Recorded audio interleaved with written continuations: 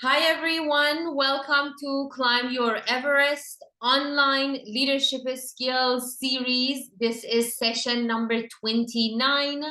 I've been sending you all the emails from all the previous sessions and all the previous topics we talked about. So feel free to reach out to me for any of those videos. Those are all in Climb Your Everest YouTube channel for you to reach, and you can subscribe, and every time I post a new video, you can receive them. Thank you all for being here. So I want to welcome my friend Bethany. Bethany, she's been here before. Thank you. Welcome back. Thank you for being here. We are very excited to hear from you today and learn about public speaking. So, Bethany, do you like start by introducing yourself, and then I'm going to start sharing your PowerPoint slides. Yes, and Sarah, you can actually share it because I have a slide in there about myself, so we'll go right into it. All right, thank you, Sarah, and hello, everyone. I'm very happy to be here. And today we are going to talk about public speaking. And this is a topic to me that I am very passionate about. And this started for me when I was in high school. I actually had a lot of fear and anxiety around public speaking, and I would get sick in waiting to go up and give my speeches and have to go to the bathroom, and it was quite embarrassing. So I was a leader, though. I was an athlete, and I was in student council, and I knew that I had to give speeches. So I made myself take public speaking classes to help with those nerves and anxiety. So it all goes back to high school for me, where I took my first public speaking class, and it helped, but I was still quite nervous. And then I took more in college, and the more I practiced, the more I found a way and a rhythm actually to calm myself before I spoke in big settings. Helped a lot, but I will be perfectly honest, it still gets me every now and then. Not so much in a setting like this, but this past June, I was actually a graduation commencement speaker. And sitting on that stage, I hate sitting on stages and just waiting to go up and speak. I think that is really the worst case scenario for me. And because I'm sitting there, my adrenaline's building, and by the time I get up to speak, I'm already ready to go run a marathon. So this is very personal to me. I think being able to speak and speak compassionately and passionately and honestly is a very great skill to have. So I have my college degrees are in science, nature, and culture. I thought of being a politician. I thought of being a scientist. And then I eventually went into community development. And I work right now for a nonprofit. It's a therapeutic boarding school for adolescents who are struggling with anxiety and depression and addiction. And before I did that, though, I have been a wilderness therapy instructor and mountain guide. So I've spent hundreds of thousands of days out in the backcountry. And that is a different type of public speaking skill that you need when guiding expeditions or trying to direct people what to do in high stress scenarios. So, something I hope that can come across today is that public speaking is not just something that we do for a commencement speak. It's not just something we do on a really big stage. This is something that you're doing every day. You're doing it with your parents, your siblings, your coworkers. You're doing it everywhere. So, it's just practicing the components of speech. I am also a writer, and I am a public speaker today. I give lots of talks about the stuff, the accomplishments I've done in the mountains. I am an athlete. I'm a mountain athlete, so I talk a lot about what I do. And a lot of it is on an online platform, but also I go to seminars, I give workshops, I'm a panelist, and I was also a college professor for 8 years. So every day I was public speaking because I was standing before my students and having to communicate to them the material I wanted them to absorb. So that's a nutshell of who I am. I do this a lot on a practical level every day. So I'm excited to share more with you. And Sarah, we can go to the next slide. Thank you. So because the session runs to 11:30, I want to be as engaged with you as possible. And in the chat section, I would like you to type in, what do you think public speaking is? So what is public speaking to you? And fill up that chat section. I'm going to take a sip of water while we do this. So in that chat section, what is public speaking if you were to give it its own definition?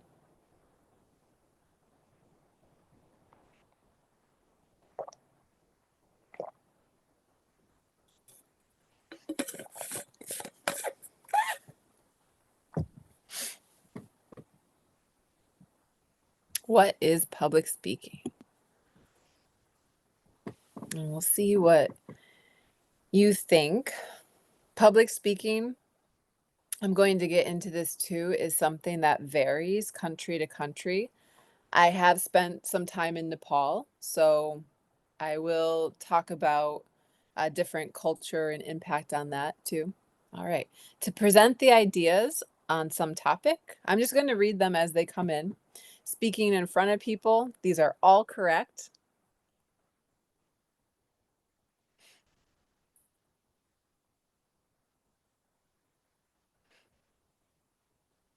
Get some more. Interacting and expressing thoughts in group of people or before a large mass. Yep. Correct again. Being able to express yourself efficiently among groups of people. Yes. Yeah, I like the part efficiently there because we can express ourselves a lot of times, but are we being heard? Are we being understood? Are we speaking slow enough to be understood? Are we speaking loud enough to be understood? Addressing public without any fear. The way to express very well. Yes.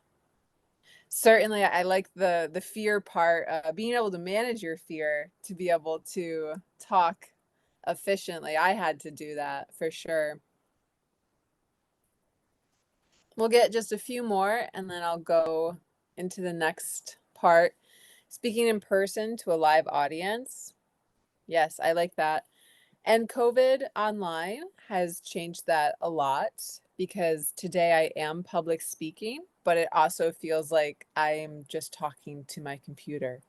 And it's an interesting feeling, but for some people who have a large fear of speaking like in front of a group or a room full of people, this can be quite soothing actually, of just being able to bring their authentic self to the screen. All right, this is a great start. So let's come back to the PowerPoint and you can keep adding stuff. And Sarah, let me know if any questions pop up in the chat.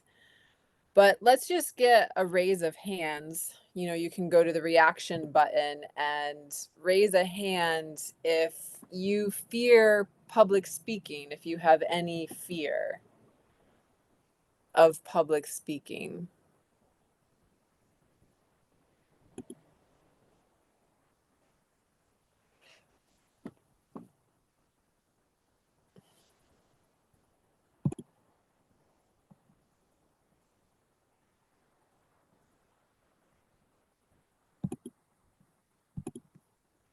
Oop, I don't want to click on the wrong one.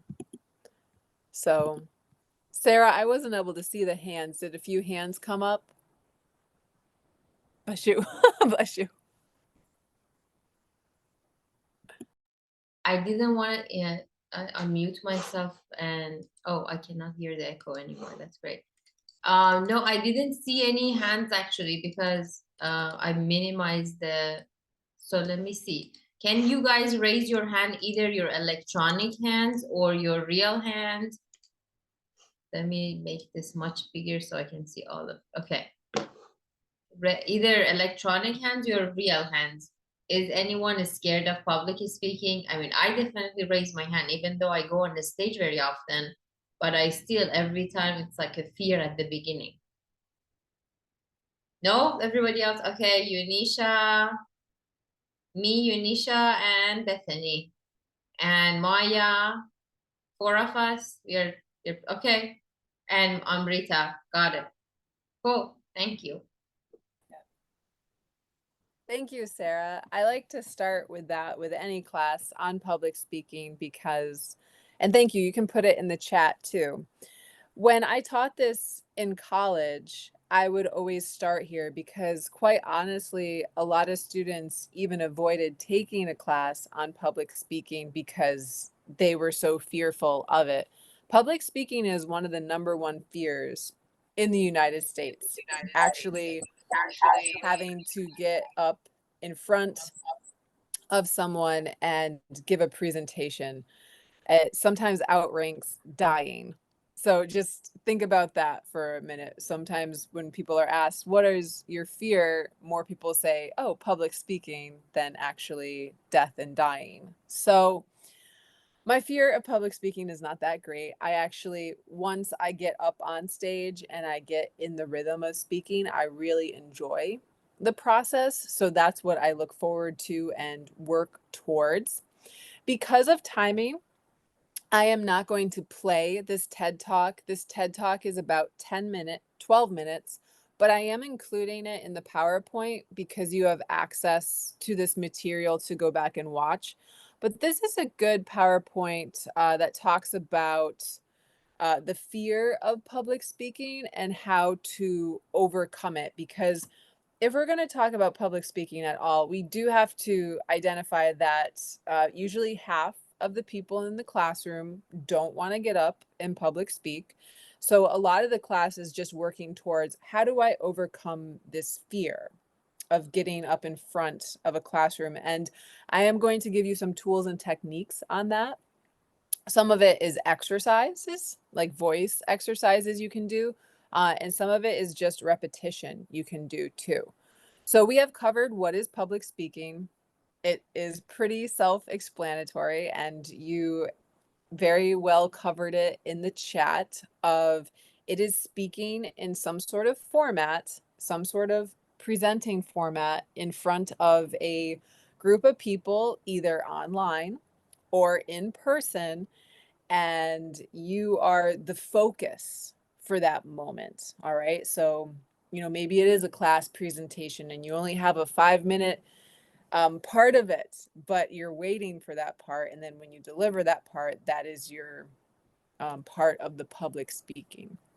It is a huge fear that is going to be the biggest impact on how you present, and also the things you have to work on for presenting, because fear can make us speak too quickly. It can make us speak too softly. It can also make us jittery and our mind unfocused. So you have to understand how it impacts your own body to then deliver your speech. So the next question and the next part that I'm going to go into is, what impacts our ability and comfort to speak publicly?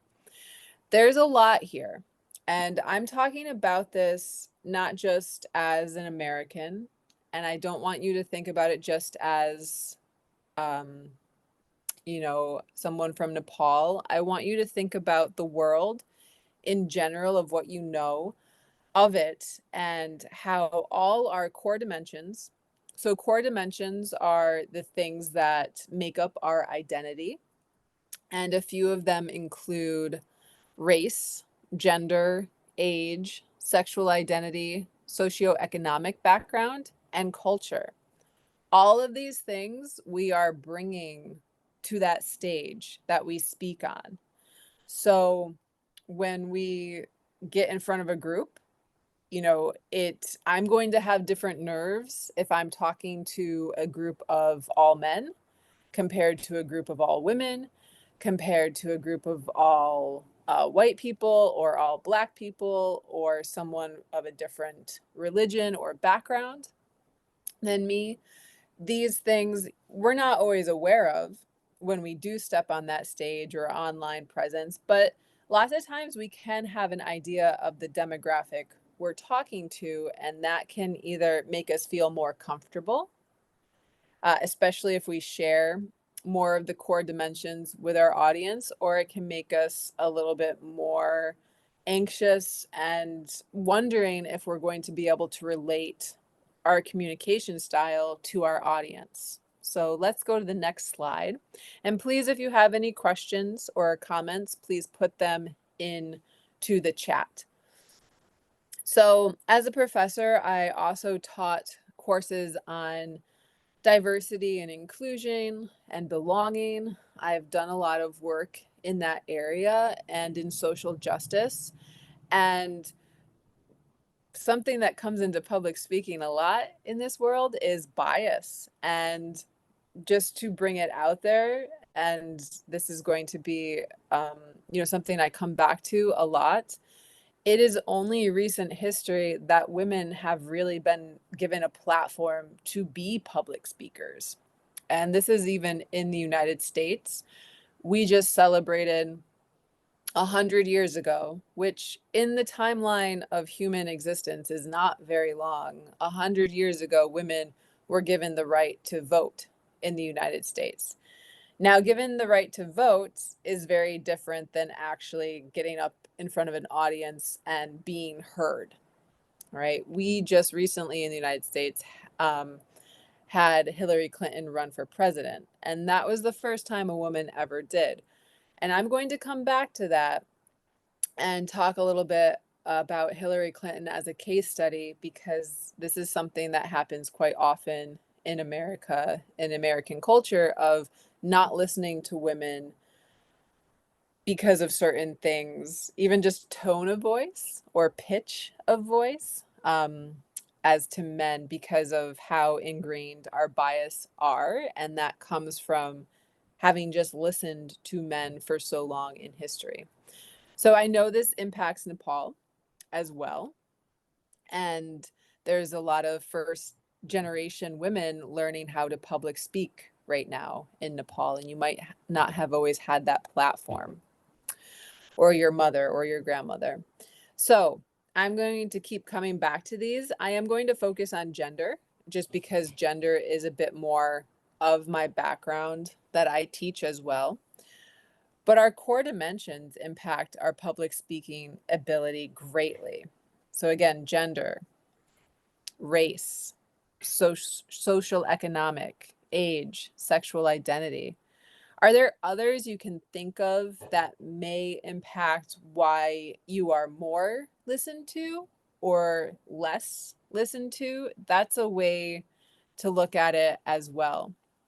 And the example I'll give in American culture has very much been dominated by the white male Christian voice since the 1700s in the formation of this country. So those would be the core dimensions that have been dominant in American culture. It's more recent now that voices of women are being heard, voices of Black leaders are being heard. I bring up age too, because age also impacts how we are listened to. If you are too young or too old, you might be pushed aside a bit more. Now, that is in American culture.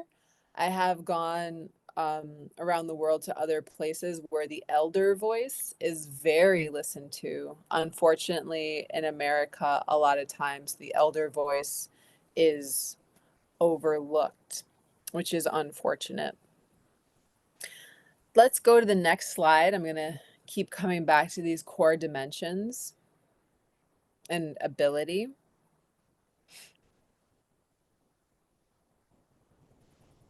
So also too, what impacts our public speaking is simply ability, ability to public speak. Do you have hearing in both of your ears? Do you use sign language? And in the United States, we have adaptive practices for this, but it certainly limits some people from being able to share with a larger audience because so few people know sign language in the United States. So that's just something else to think about with whatever you're bringing to the stage and how you are being heard and received, because that's what public speaking is. So I want to go over some culture and communication styles. And because this is a audience from Nepal, I am very curious um, about your culture. Like I said, I have been to Nepal. I've taken some of my college students to Nepal, and we had a cross-cultural communication class with Kathmandu National College. And so I've taught this. It was a few years ago, though, in Nepal. So I'm curious if there's any changes. The world is changing very quickly right now. In the United States, so coming back to communication styles, in the United States, we have 5 major communication styles. So this is going to impact how we public speak. Now, to be perfectly honest, most people are not aware of these communication styles. Because I taught communication, because I have studied in the field, I'm aware of it. And also in a therapeutic sense, we are constantly teaching our students how they talk to one another. All right. So, public speaking, like I said, it starts on a very individual level of, even when you're just on a soccer field or on the playground or in a classroom, not even at the front of the classroom, but communication skills are what we take to the stage. So, the first one, and this is the one that you do want to try to practice the most, is assertive communication. So saying what you need, saying how you feel, but in a not a calm manner, just a straightforward manner. So assertive, we use all of these communication styles, and there's not, you do want to try to practice assertive more because it is the professional communication style. All right. Passive, passive communication style is simply not saying what you need.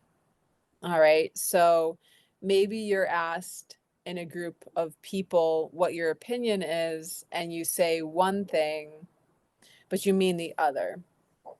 That's passive, or you're simply not speaking up. So, passive people can be very soft spoken people.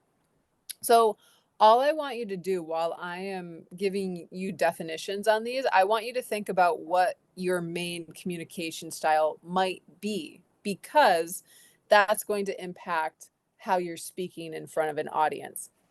I find when I have a very passive student, so someone who doesn't speak up much, someone who would just rather be overlooked, they are going to need a lot of coaching when going to the stage because they haven't been using their voice much.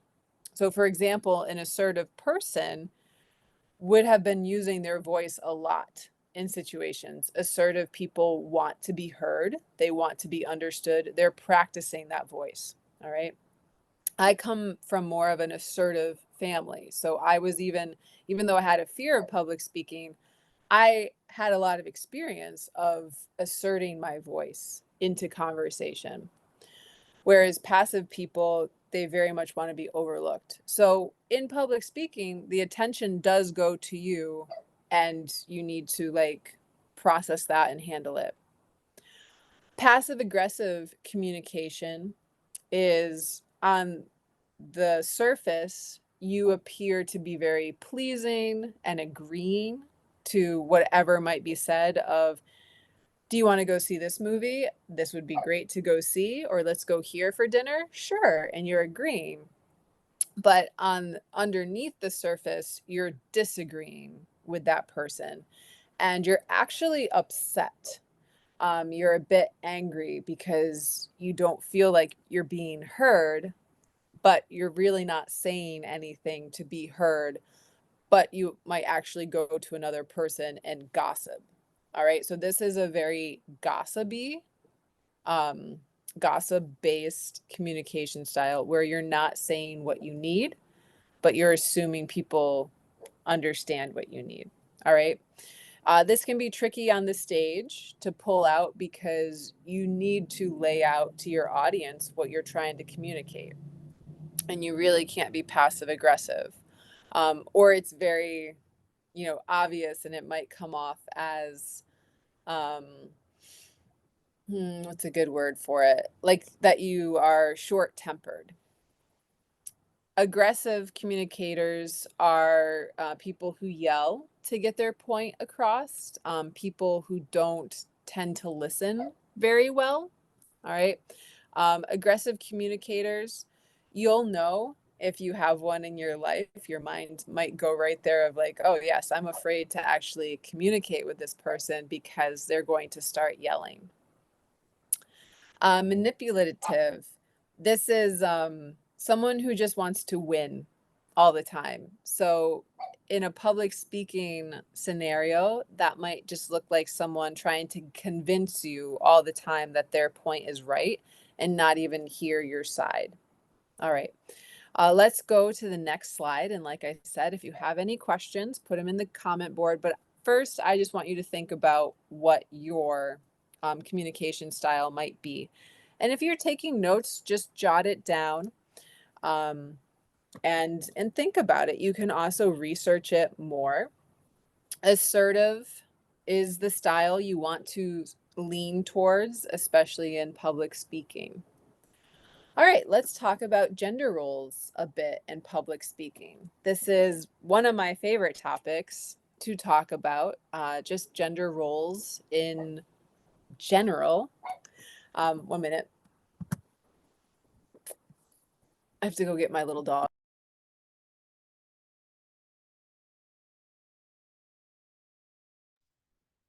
I could not hear her dog, but I think she could hear her dog, that it sounded very loud in her house. For us, it was not very loud. Could you hear her dog? I couldn't. Oh, there it is. So yes, this is this is Tahas, and he is. I think he's more an aggressive communicator, especially when he wants something. He'll just keep barking for it until he's on my lap. Um, but yes, sorry if that was distracting in the background. It was distracting me a little bit. But that's a good example of what we're up against when we're public speaking. There's always going to be things going on around us. And I'm sure all of us have a story of a time we were public speaking and something just wasn't working. Like maybe it was with the Zoom, maybe it was with the audio or the video, and it can be very frustrating. So like you need to manage your emotions. So there's so much that goes into public speaking, and lots of times it's not just simply delivering what you have to say, it's actually managing your emotions. So like when you are getting distracted or there is someone in your audience that's talking and you're like, okay, how do I address this? How do I stay calm? Or the power goes out and you have to just like pause and then pick back up. So sorry for that, but he's a good little example of all the distractions that are actually around us when we are public speaking. So let's come back to gender. And I do know, even through Sarah's work, this is a topic that comes up a lot. Empowering Nepali women and girls. And these are organizations that I've worked with too. In Nepal, I'm not sure if anyone's heard of Three Sisters Trekking and Adventure in Pokhara. Um, I've worked with them, trekked with them, and learned a lot from the three sisters themselves on just, you know, how they were received or not received in Nepal in the 1990s, and how their business, you know, they really had to keep being their biggest advocates to be heard. And today they have a great following and have created a great culture around it and opportunities for women. But it took a lot. So I brought this up briefly, the case study of Hillary Clinton. And, you know, she was the first woman to get to, I want to say the finals because I'm such an athlete and following so many sports right now. But she was the Democratic nominee against Donald Trump. And there were a lot of rankings done and polls done. And some people simply did not vote for Hillary Clinton because they did not like how she presented herself on stage. So what they're really voting for or not voting for is how they see that person as a public speaker. And women, unfortunately, have the bias against them, even with like the tone of voice and how we are just perceived, not necessarily in that leadership role. It is changing, but that bias is strong. And, you know, we're talking about a very recent election in the US where Hillary Clinton could not get ahead based on how she was being seen or being too pushy, where a man might be seen as being assertive. And so it's kind of used against different genders, either negatively or in favor of. So I'm curious, and I know we don't just have women on this conversation. I'm just curious, what has been your experience in Nepal, and you know, like, and what is the vibe in Nepal right now? Do you feel like you are able to be seen more as a woman today? Do you feel like there's certain platforms where you're heard? Do you feel like there's still segregation between the genders and conversation and when you can speak and when you can't speak? So, if anyone feels like they can share, please put that in the chat. And Sarah, I don't know if you have anything you want to add right now because you've been to Nepal more recently than myself, or what you have experienced in other classes with your students. I like to I hear like to hear. right like Amrita, Maya, Yunisha, everybody. I want you to share like what is your experience as a woman in Nepal? Okay, I want to go first saying that I feel myself lucky that I am having a democratic life, that I can express anything, and I am involving in a teaching sector, and I'm enjoying my life with full of freedom. But in the same time, in my schools, I find many teachers, many women, female, that they are in the limitations of their home.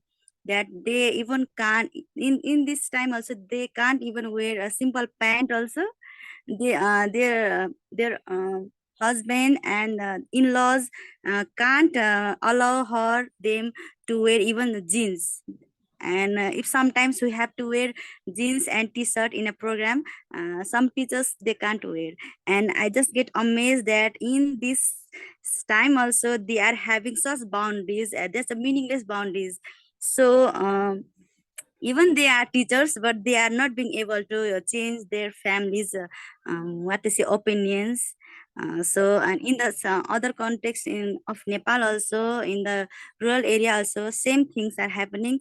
Not in the rural, but in this city in Kathmandu, Bhaktapur, Lalitpur also, we can find the same situation, that women are not having the full freedom to express their what they have in their mind and heart. This is my experience.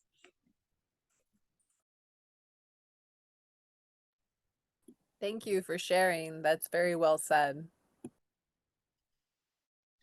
Maya, Yonisha, Esther, do you want to share as well? I think I'll go next. According to me, like in this society, there are still discrimination from between males and female. If female stand up and wants to participate in front of crowd, still if there is another option for male, then they choose male. uh, in school, I list my name for school captain when I was 10, and they didn't list my name because they say that we'll have one male as a school captain for this year. They said like that directly, and I couldn't say anything about that, and they gave me the position for house captain instead of school captain. They did not register my name also. So like from that day to till today, I think there is no such changes in the society. Like they talk about woman empowerment, public speaking for women, but in reality, there is still not practice of such things. That's Thank you, thank you. I don't know how much time, Bethany, there's going to be a lot of sharing. If we get into this, we're going to talk a lot about this, but I don't know timing. All right. No, that's a good point, Sarah. So please continue to share in the chat. And if anything, just come back to these slides, talk about it more, because I can't say it enough that when we come to the stage, we are coming to the stage with everything we are. And sometimes I do question if I'm being listened to as well as a man would be listened to on that same stage. So Sarah, you can go to the next slide. And thank you both for sharing. I really appreciate that. So I have added another short TED Talk in here for you to use as a tool. We won't watch it, but this is one of the best, I feel, where it talks about the do's and the don'ts of public speaking. And really, it boils down very quickly to, if you want to be a strong public speaker, speak from your heart and bring yourself to the stage and bring your honesty and your own thoughts. That's going to be much more compelling than someone who comes up and just says again what they've been told or what they feel they should be saying on that stage. And the more honest and authentic you can be, the more dynamic you will be, of just like coming forward even sometimes and being like, I am nervous right now. I'm shaking. I'm just so excited to be here and to be sharing this message with you. The other tips I have around public speaking is to really pick your speaking experiences if you can, especially if you go on after college to be, a community organizer or someone who is speaking sometimes professionally, or speak about what is passionate to you. And even as a student in college, perhaps you can organize or have a little bit of freedom of picking what that paper is on or what that presentation is on. The more you can talk about what you love, the more that will come across to your audience. So for public speaking tips, again, I'd love to engage you in the chat section to put any tips you have. And I like doing that because a tip for you, someone might have never thought about before. So for me, when it all comes down to organization for me. So I am someone who, if you plucked me out of the audience and you put me on stage, I could probably put something together. It wouldn't be as great though if I had time to organize it. So this is my routine that I have now as a public speaker. First, when I'm asked to give a presentation, I really ask myself if I have the time and space to do so, and if I'm passionate enough about the topic to present. If that is a yes to all of it, I put it down on my calendar, I commit to it, and I stick to that commitment. And then I go to think about, all right, what am I going to wear to this? How casual is this? How comfortable do I want to be? I am always going to pick an outfit where I don't have to be distracted by the outfit. So something that's a little looser in feel, something that, you know, I've worn before. So not just, I gave a presentation last fall to a group of 1,000 people. It was a pretty big event that I was talking to, and I had picked my outfit. I had rehearsed in my outfit, and it was supposed to be like a cooler October day. But then it became a 80-degree day, and I just had to, you know, change what I was going to wear. But I needed to practice in that. And also, so like a tip I have for you is know what stage you're going to be on, what's the setting, what material do you have. Always have a backup of, you know, for example, Sarah also had my PowerPoint today. I couldn't share on my screen. You know, having that backup space of like, okay, how do we do this if this doesn't work right now? And then, you know, organizing your thoughts. I like to do this on a piece of paper, brainstorming it. And then I love going off of PowerPoints. They're probably my favorite tool to use in public speaking because I have my bullet points, but then I can go off on a tangent. Some of us, though, need, if the speech requires it, like word to word. And that was, for example, my commencement speech that I gave. You know, I wasn't going to just get up there and speak incredibly freely because I knew I was going to be nervous in that situation. So I wrote out every word and then I started practicing.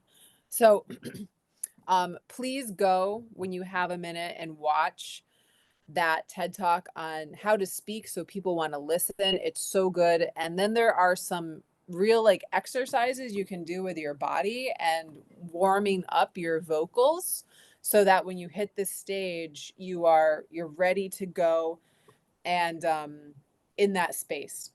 We can go to the next slide.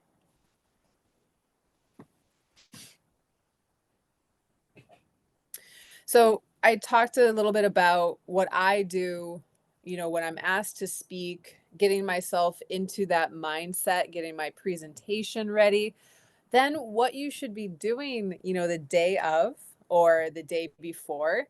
Public speaking is a physical activity.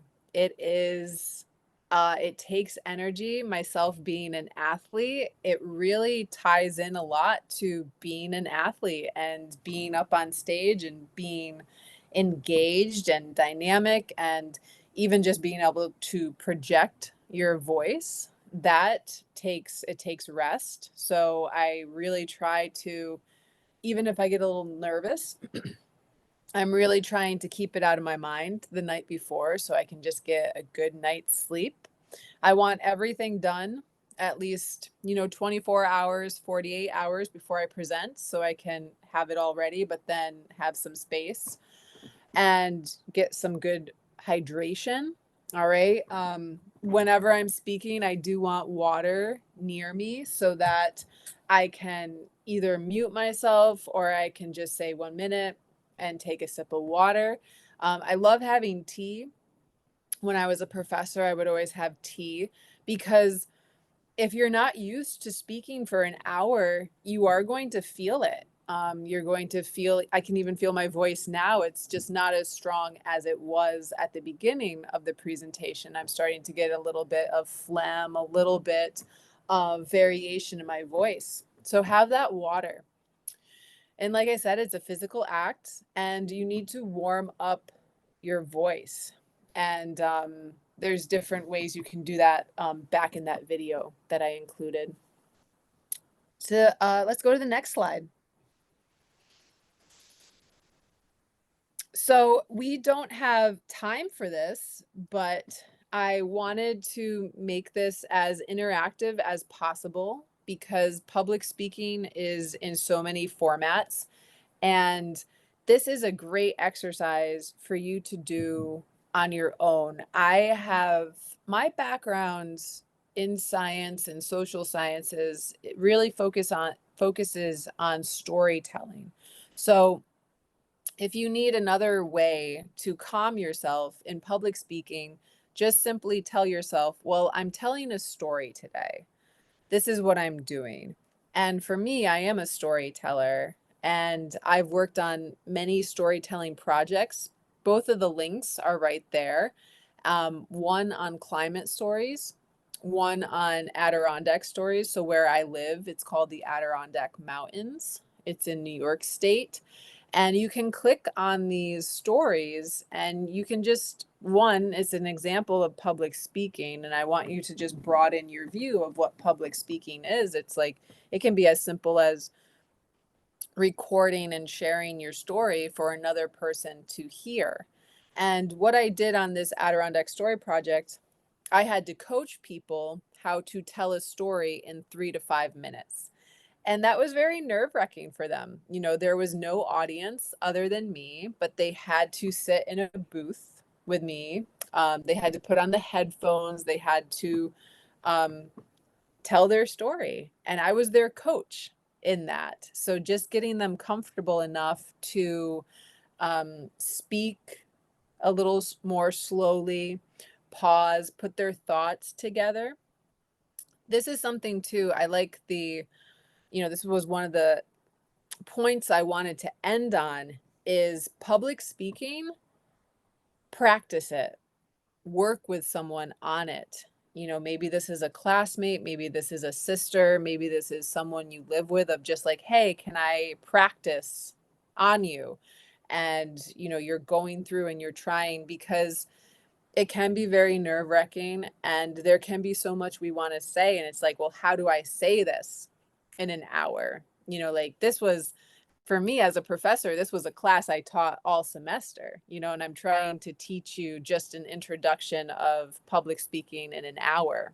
So I find this to be very effective. And what I like to do too, the last tip I'll leave you with and why I wanted to give you the links to the Adirondack Story and Climate Stories project is before I public speak, I love to watch someone else public speak. And I will go watch TED Talks. I will go, you know, even on YouTube and just watch someone that, you know, I like their presence. I like their message. I just find that to be one of the greatest tips. It's like, you know, if you're stepping out on stage to try to do something, watch some video on other people speaking.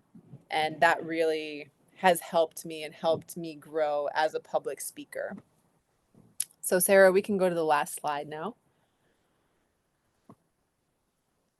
And I wanted to thank you all so much. I love what Sarah's doing, and I love you all for being here and being a part of this. And leadership programs are just so amazing in my view, and I've been so privileged to be a part of leadership programs and projects in the past, and that's helped me become who I am today. So please reach out if you have any questions at all.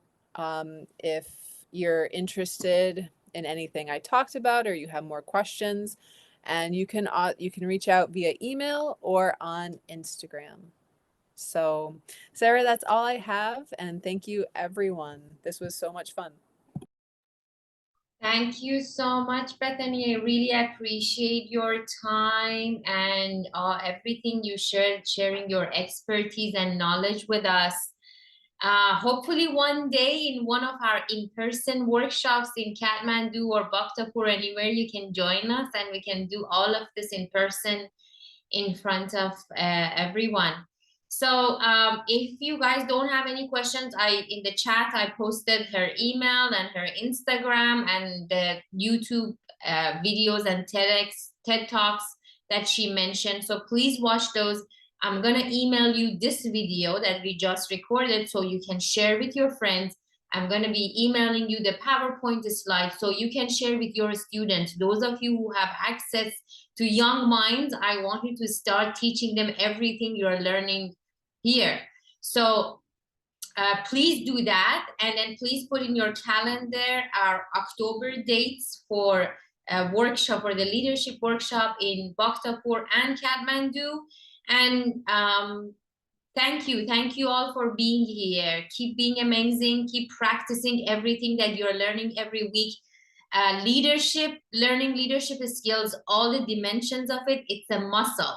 You have to keep working out. You don't go to the gym, do one push-up one day and you're like, okay, I'm good for the rest of my life. I don't need to learn leadership skills. I did it one day with Sarah or Bethany. No, you have to keep practicing every week. It's like eating food. You have to eat food every day to survive, right? So it's constant, because we grew up in a mindset of not being able to kind of, in our educational system, in the schools, most of us, we never learned any of these skills. So now you're an adult, you have a chance, you have the opportunity. So please do so. Please come join us in person and online. And my mission, my vision is that to be able to provide this to all of you and all your friends and family members as long as I can.